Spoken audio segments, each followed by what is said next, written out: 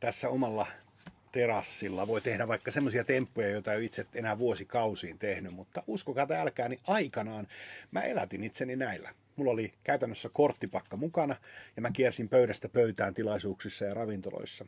Sitten mä pysähdyin johonkin pöytään, tein 10-15 minuuttia ja menin seuraavaan pöytään. Ja tähän tarvitaan yksi avustaja, nyt pitää vaan kuvitella, että se on tässä ympärillä, mutta se hoituu tänään tälleen. Aatu! Sano joku luku 1 ja 13 välillä. Vaikka 3. Okei. 3. No se olisi voinut olla mikä vaan ja normaalitilanteessa se on tietysti avustaja tässä pöydän ääressä, joka sen sanoo. Mutta siitä aloitetaan. Eli otetaan pakka käteen ja sekoitetaan pakka.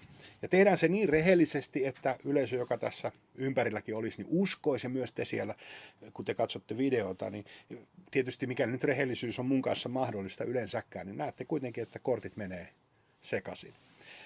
Jokainen sekoitus, se päättyy aina nostoon. Se pitää aina muistaa. Eli aina nostetaan, mä nostan muutaman kerran, mutta kuitenkin sekoitukset päättyy aina nostoon.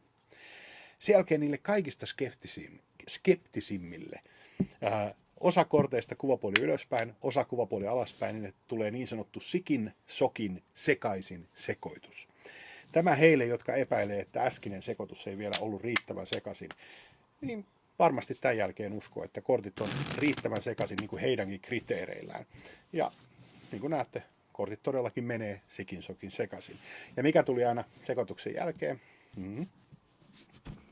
Se nosto. Ja noston jälkeen voidaan vielä tsekata. Jotkut korteista on kuvapuoli ylöspäin. Siellä on kortteja vastakkain. Siellä on kortteja kuvapuoli alaspäin. Eli koko pakka on sikin sokin sekaisin. Ja tämä oli se temppu. Se vaihe, mikä yleisöltä jää näkemättä. Se oli 3. Ja muuta ei tarvitse tehdä kuin... Tämä riittää. Vaikka kaikki on kattonut ihan tarkkaan koko ajan mun käsiä, että te voitte kelata tätä edestakaisin, niin siitä huolimatta teidän silmien edessä koko pakka on kääntynyt kuvapuoli alaspäin. Joka ainut kortti.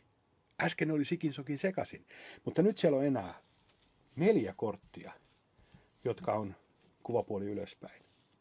Ja ne 4 korttia on ne 3, koska 3, sehän se oli.